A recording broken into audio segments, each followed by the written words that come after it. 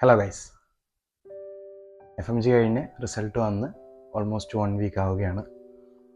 So normally ഒരു post എക്സാമിന് ശേഷമൊക്കെ റിസൾട്ടിന് ശേഷമൊക്കെ ഒന്ന് റിലാക്സ് ചെയ്യുക, ഒന്ന് മൈൻഡൊക്കെ ഫ്രീ ആക്കുക. ശേഷം ക്ലിയർ ചെയ്യാൻ പറ്റാത്ത കുട്ടികൾ വീണ്ടും പ്രിപ്പയർ ചെയ്ത് തുടങ്ങുക എന്നുള്ളൊരു സ്ട്രാറ്റജിയാണ്.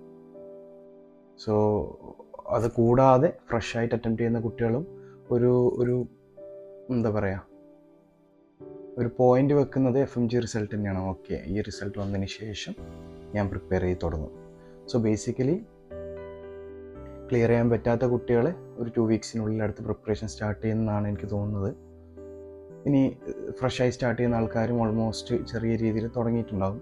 പലരും കോച്ചിങ്സ് എടുത്തിട്ടുണ്ടാകും, ഓൺലൈൻ ആപ്സ് എടുത്തിട്ടുണ്ടാകും, നിങ്ങളുടെ പ്രിപ്പറേഷൻസ് ഒക്കെ തുടങ്ങിയിട്ടുണ്ടാകും.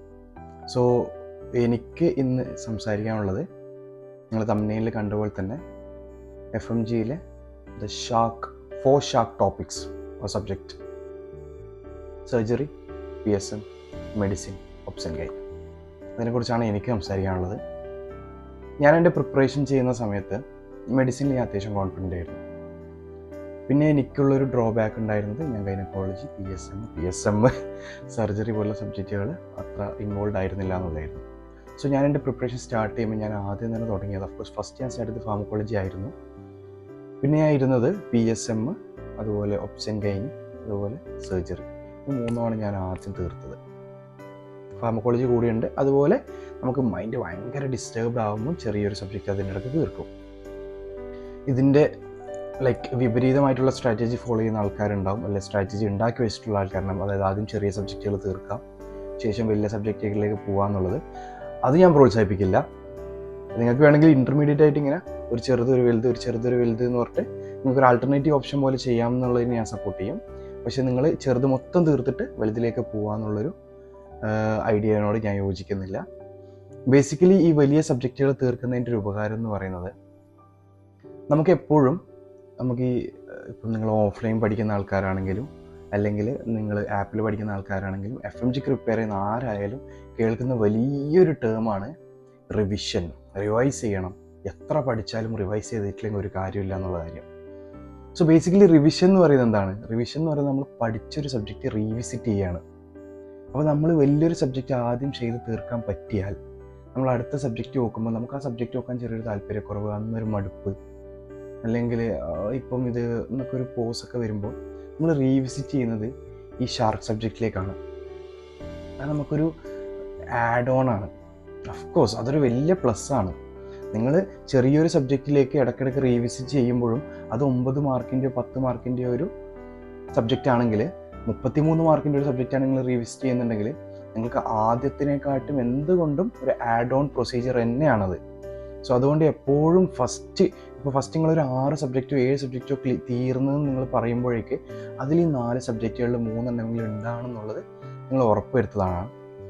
ഞാൻ ഈ കോച്ചിങ് എടുക്കുന്ന ആൾക്കാർ, അതായത് കോച്ചിങ് എടുക്കുമെന്ന് നിങ്ങൾക്കറിയാം, ആപ്പിൽ എടുക്കുന്ന ആൾക്കാരുണ്ട്, അത് റെക്കോർഡ് ക്ലാസ്സസ് കിട്ടുന്നുണ്ട്, ലൈവായിട്ട് ക്ലാസ് നടക്കുന്നുണ്ട്, ഓഫ്ലൈൻ ക്ലാസ് നടക്കുന്നുണ്ട്. ഓഫ്ലൈൻ ക്ലാസ്സസ് ആയിട്ടും ലൈവായിട്ട് ക്ലാസ് നടക്കുന്ന ആൾക്കാർ അവരുടെ സ്ട്രാറ്റജിയും പ്രൊസീജിയേഴ്സും ഫോളോ അപ്പ് ചെയ്യുക.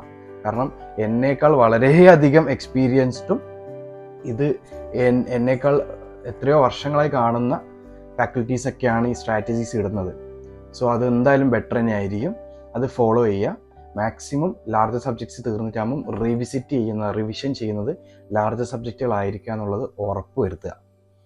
ചെറിയൊരു രീതിയിൽ ബ്രീഫായി പറയുകയാണെങ്കിൽ, ഇപ്പം സർജറി പറയുകയാണെങ്കിൽ സർജറിക്ക് നമുക്ക് അനാറ്റമിൻ്റെ ഒരു ബേസ് അത്യാവശ്യമാണ്.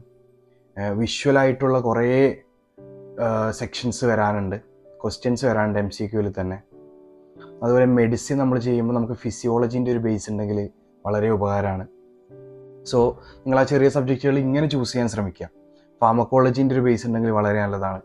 സോ നിങ്ങൾ ചൂസ് ചെയ്യുമ്പം ഈ ഇടയ്ക്കുള്ളൊരു ഇൻ്റർമീഡിയറ്റ് ചെറിയ സബ്ജക്റ്റ് ചൂസ് ചെയ്യുമ്പോൾ ഇതുപോലൊരു സബ്ജക്റ്റ് ആയാൽ അത് കുറച്ചും കൂടി ആഡഡ് ബെനിഫിറ്റ് ആയിരിക്കും.